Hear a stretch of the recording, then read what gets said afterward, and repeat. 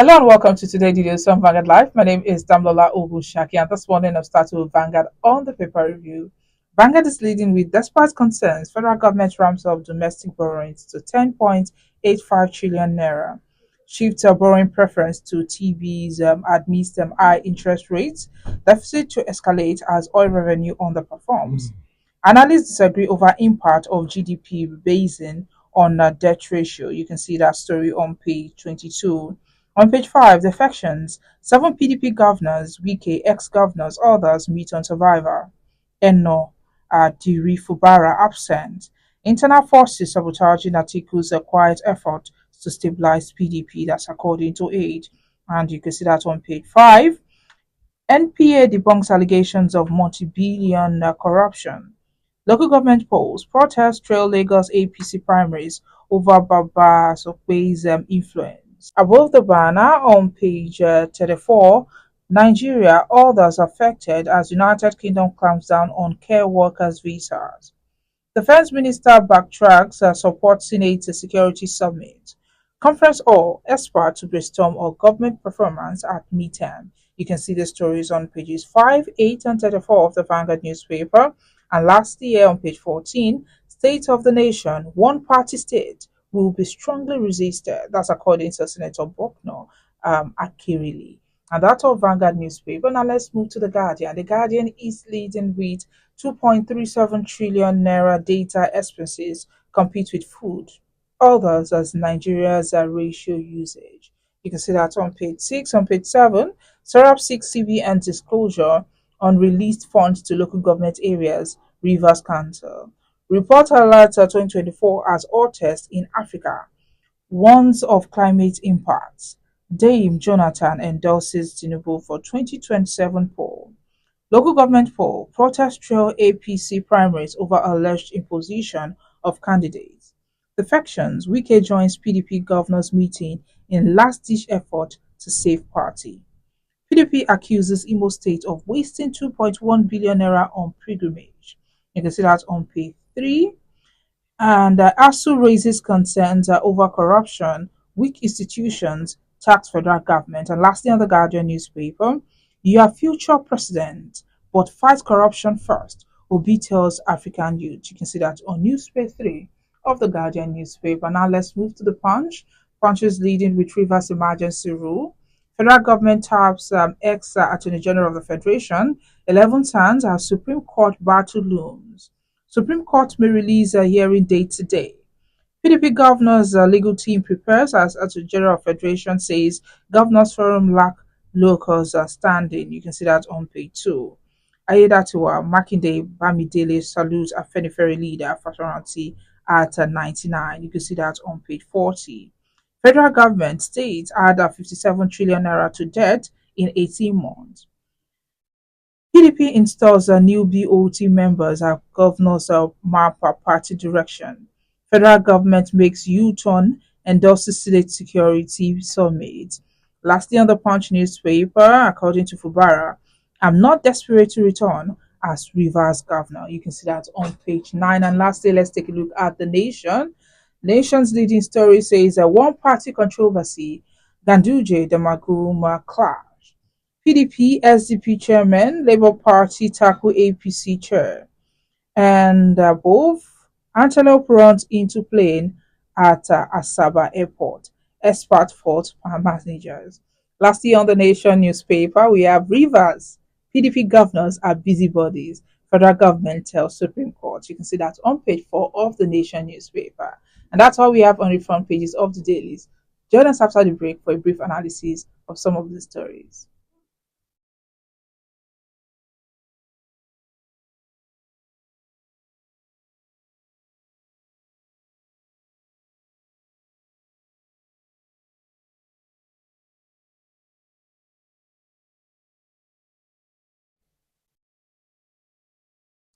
Welcome back. If you're just joining me, this is today's videos of Vanguard Life. My name is Damlola Ogunshaki, and joining me to analyze some of the stories on the front pages this morning is Mr. Ali Mohammed. He's the CEO of Magnus Communications, former editor of Daily Times and Concord newspaper. Good morning, Mr. Good morning, Damlola. How are you? I'm very fine, thank you. And in spite of mounting concerns over the level of the country's public debt, Mm. and the severe impact of rising cost of debt servicing on the economy. The federal government, they increased borrowing from domestic investors to 10.85 trillion naira in the first 4 months of this year. So, how do you think this increased domestic borrowing will influence inflation and interest rates in the short term?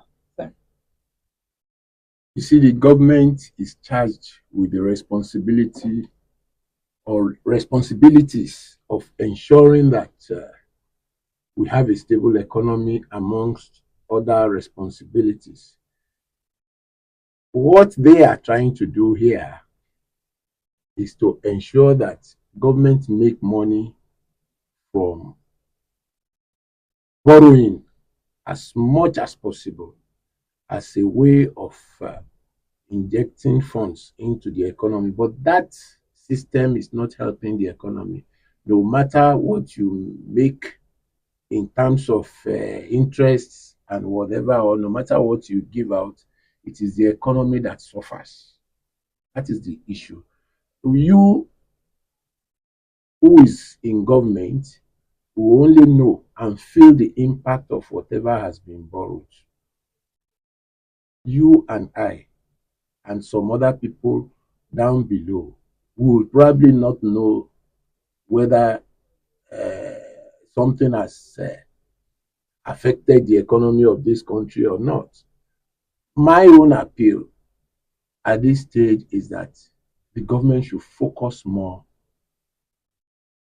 on the way to improve the lifestyles at the lower level of this country. Because if whatever borrowing that comes in, it is the big boys amidst us that will feel the impact, not the poor masses. How will the poor masses of this country survive? That should be the concern of the government.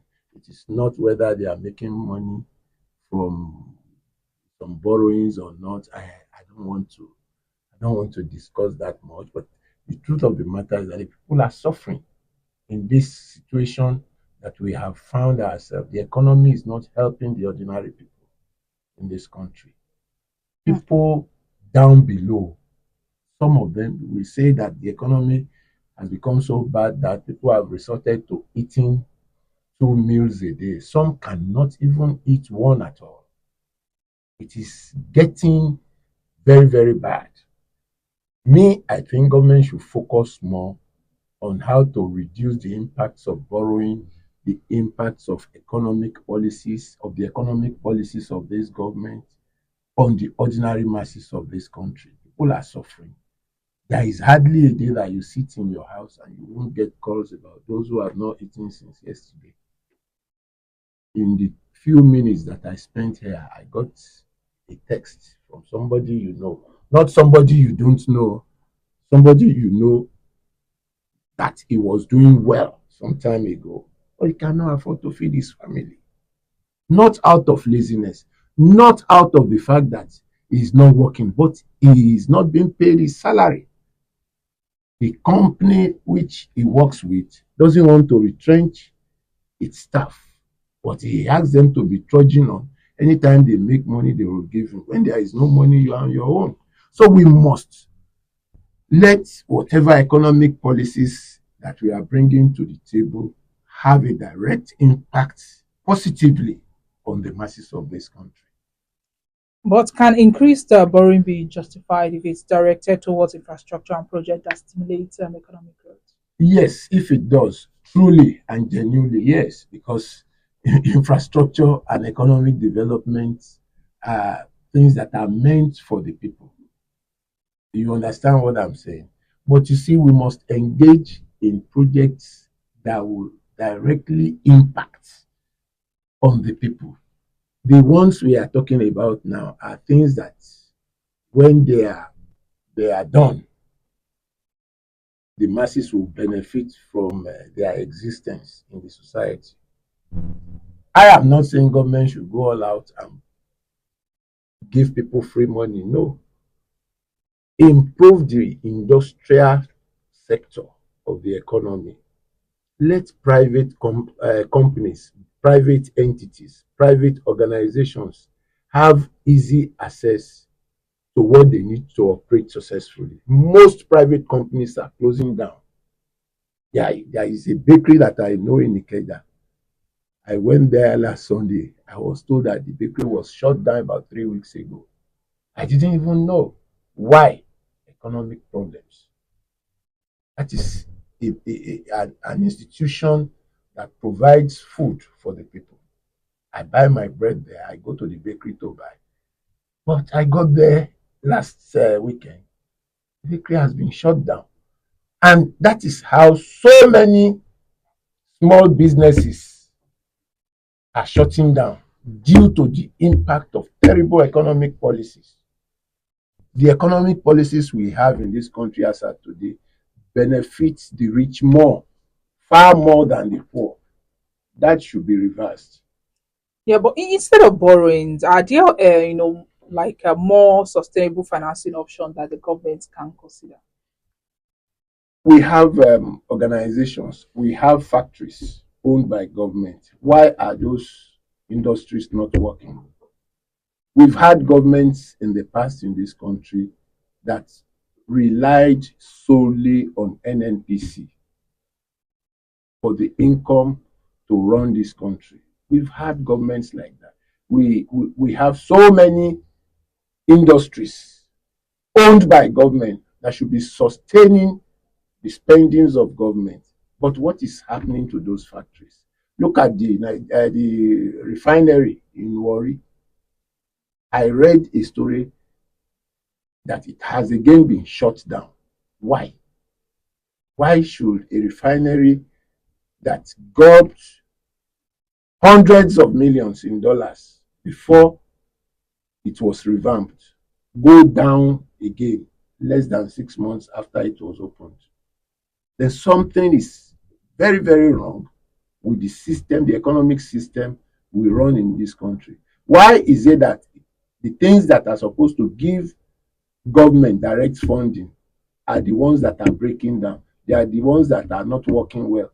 They are the ones that once they are revamped within 3 months, they will shut down again. Something somewhere is wrong. And we must sit down and seriously be focused on how to ensure a stable economy in this country. Because the way things are, the economy seems to be tailored towards the interest of the rich and not the poor. That is my own perception of it. Any other perception may be different from mine. But the truth of the matter is that I want the interest of the downtrodden masses of this country to be taken into consideration when you are coming up with economic policies. Because at the end of the day, it is these masses that you will come back to when you are seeking re-election.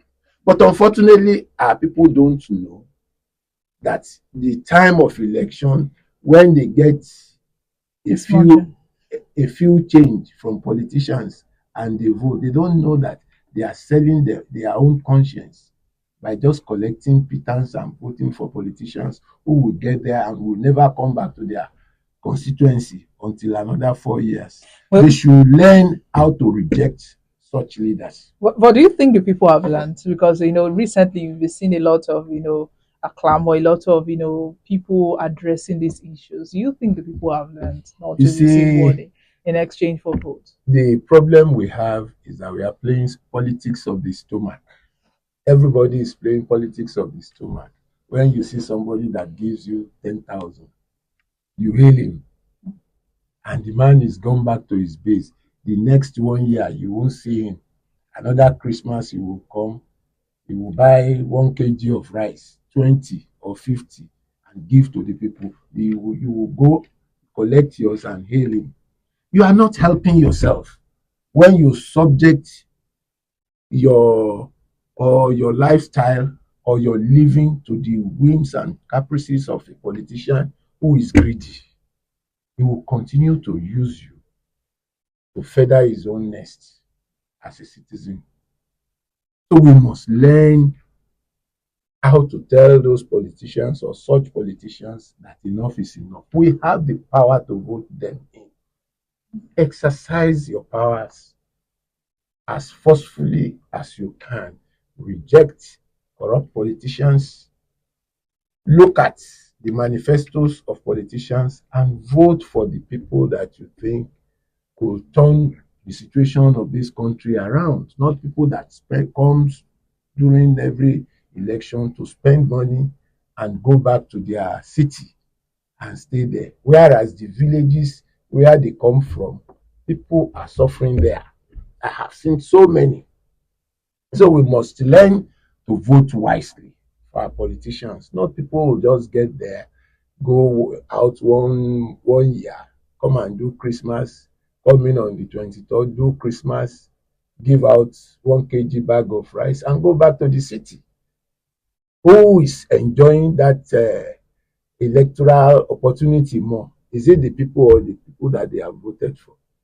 So we must vote wisely at every election and ensure that people who have the tendency to have access to the state funds and do it the way they want do not have their way to power again. Mm. All right, let's move away from that. In a move aimed at addressing the gale of defections and internal crises rocking it, governors elected on the platform of PDP yesterday, they met with former governors and other party stakeholders to strategize on its survival and forge a common front ahead of the 2027 elections. But let's talk about the defections. What are the primary factors as driving the recent wave of defections from PDP to APC? Including high profile, defections, figures like a governor, Obrevori, and Another, you Senator should know what Ifai. is going Mm, on. APC is the government in power. They have access to funds. They have access to money, unlimited money. So everybody is struggling to be part of APC today because APC is in government and they want to be part of the government. Tomorrow, if APC leaves, if APC is voted out, you'll be surprised at the volume of people that has gone into APC today will go back to PDP tomorrow if PDP wins and comes to be the party at the state levels and at the center. The politics we are playing is chop I chop politics. That is the truth of the matter. It is not about the love and interest of the people. It is not about the love and interest of this country.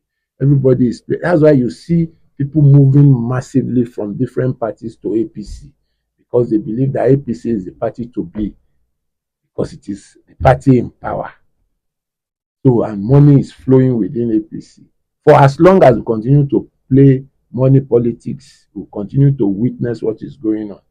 People leaving other parties for the party in power because that party in power have influence. That party in power have access to unfettered access to money, and people want money. Forget about whether somebody is governor or not. To even decamp from one party, some of those governors make as much as 1 billion in naira. Some of them make as much as 500 million in dollars from the ruling party. So if you are in their shoes and it takes a lot of discipline to be in that situation and not capitulate. So what we have is a politics that is based on the fact that I must survive. Personal politics, politics of me, and not politics of the people, not politics that is propelled by the interest of the people. So most of these politicians are serving their personal interests and not the interest of the people. And the essence of politics is for every politician that is worth its salt to be able to serve the people faithfully and honestly, make impact on the society. Let the people that you claim to be ruling feel your impact as a leader. If not, you are not a leader. You are just a politician leader. If not, you are not a leader. You are just a politician that want to eat and pass to their children that are growing. A politician in Lagos brought out his son to become the chairman of a local government in and this state. I guess And the people kicked and said no. A controversial politician, you read about it now. I don't want to mention his name. He brought out his son. That's a politician that was removed from his position recently. Brought out his son and said, "You must be chairman." He forced the other people to step down. It was the party that came out and said, "No, you can't do this." Is this a sane society? You have been in a state house of assembly for almost 16 years. You don't want to leave. You were removed. You went out by all means, went to court, did everything to come back, including going to prostrate for the president in Abuja. You were reinstated, and you are now bringing your son, forcing him on other aspirants. We are in a terrible society, Amilola. I was angry when I read that, but I'm happy that the people resented that young man and ensured that he did not contest last Yes. Saturday election. All right, but let's talk about PDP as we're saying. For how significant is yes, some weak case continued influence within the party. You see, for as long as our politics revolve around money, ESM Wike will be irrelevant because as at today, Wike is a multi-billionaire in naira and dollars. I saw him seated boisterously in his Rolls Royce in a video this weekend, and I laughed. And because you see, Nigeria is so tied to the politics that is called politics of money. So much that if you don't have money, you won't have a mouth in Nigerian politics. And it is unfortunate. Wike can do all he's doing today because he has plenty of money. Even the president, if not for the fact that the president himself is a rich, very rich man, and he's the president of Nigeria, Wike will not listen to him. He has become so boisterous, he has become so arrogant because you had access to public money and you are still having access to public money. So such a situation, I don't support it. You don't use whatever you have achieved through governance to harass people. Look at what he's doing to Fubara. That if he wins, you will be part of, or you will take over the finances of his state. So as governor, you won't have power to instruct that so amount of money should be paid to who until it comes to you in Abuja. What kind of situation that is undemocratic? And yet people watch Wike moving around boisterously, arrogantly, and nobody is able to do something. You can't try that abroad. You can't try that in any other democratic setting. But in Nigeria, we are used to corruption. You will see somebody who is a thief, and that's the person everybody will be running around with. You leave the honest man, say this one, you know. That is the situation we have. To take a bite of the national. Yes, people who are stealing, looting, have become kings over those who are honest. It is unfortunate, Damilola. You can see that you laughed too. It's a laughable situation. Well, some governors were absent at the meeting, including Doyediri Mweno, and also the suspended Fubara. What does it mean for PDP? Yeah, because whatever it is, anywhere Wike is, Fubara knew or knows that he cannot get justice there. Forget about whether they are trying to resolve their differences or not. It's about me and you fighting, and somebody that is your own friend. You are now asking me to join a meeting between you and your friend. Am I going to get justice if I join that meeting? No. Because when you have people who are working at cross purposes against you, you don't sit down with them to do anything. I won't be there too if I was Fubara. There is no way Fubara can get justice anywhere at any forum presided over by Wike. Rather, they will fight. If he was present at that meeting last weekend, I'm sure there would have been a fight there. So it was good I didn't attend. It was good for his image and reputation. I am looking at it from that angle of image and reputation because that is my profession.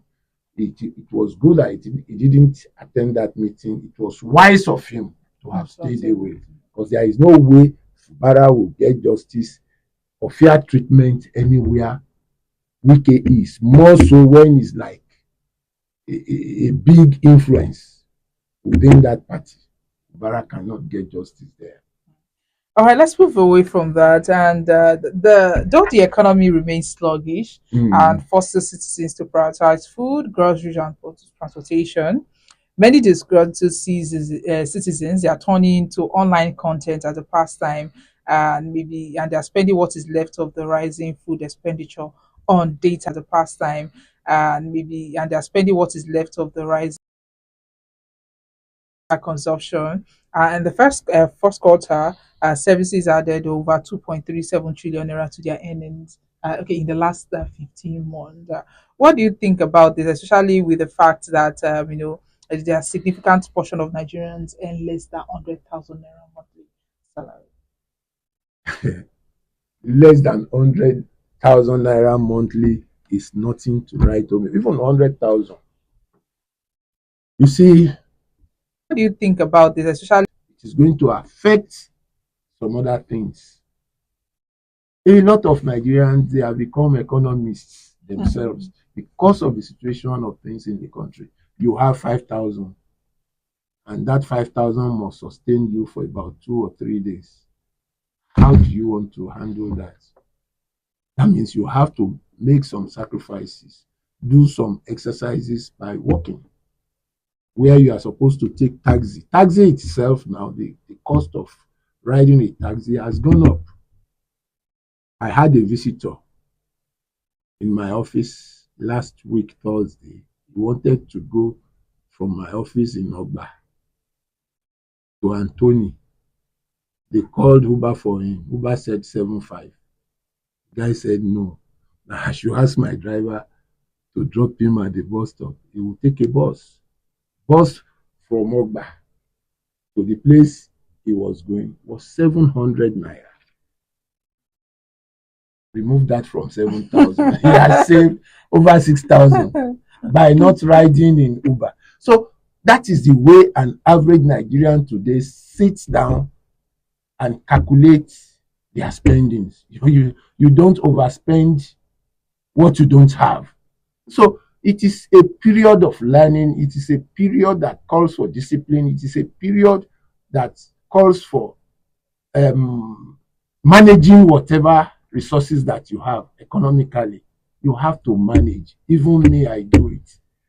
Before now, apart from a trip that will give me. It's not that the fact that a lot of people now are spending more on data, and see, there is a huge fraud on the internet now. People should be careful the way they open some platforms where they will tell you that you have access to free money. It starts with some very, very pleasant talks. This. When you probably try once, they will push 50,000 to you, and you'll be very happy to have won. And you now want to plow that 50,000 into that same project because you want 200,000. Yes, you are probably likely to get that 200,000, but the third time, all your money will be gone. One young boy in my office is, in fact, my staff. Every time he will be on the internet. One day he screamed. I said, what happened? He won twice, I think a total of 140,000. And they now ask him to put 100,000. He will win 500,000. He did. And his 100,000 went away just like that. So there is a lot of fraud too on the internet. So you have to be careful. The way you put your data into projects that are likely to give you and your finances away. You have to be careful. You see, me, apart from reading my WhatsApp, I don't go to any site for anything. anything that I cannot see with my eyes. I don't do it because you have people who already know you because of our status in the society. People know me and they send a lot of rubbish to me. Hey, this make 10 million, make 20 million. I just look at it and just bypass I them. just leave it So there. there is a lot of fraud going on. My friend, a very big boy in Lagos here, lost 2 million.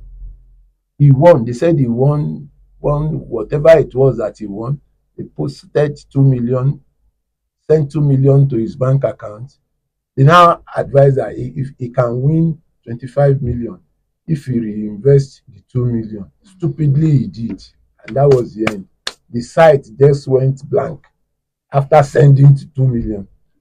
So you see, you have to be very careful with all these online things. I see people online. May we not cry for those activities. For those activities. I have to say amen to that. All right, our time is fast went over. I want you to talk on this one. As about antelope runs into plane at Asaba Airport. I was reading it this morning and I was just like, but you see, so many things have gone wrong. What happened to the perimeter fencing that we always have at most airports? What happened? How could an antelope have strayed into the wrong way? I mean, that airport should be shut immediately. Normally, an average airport is 100% fenced. What happened? That was my first question.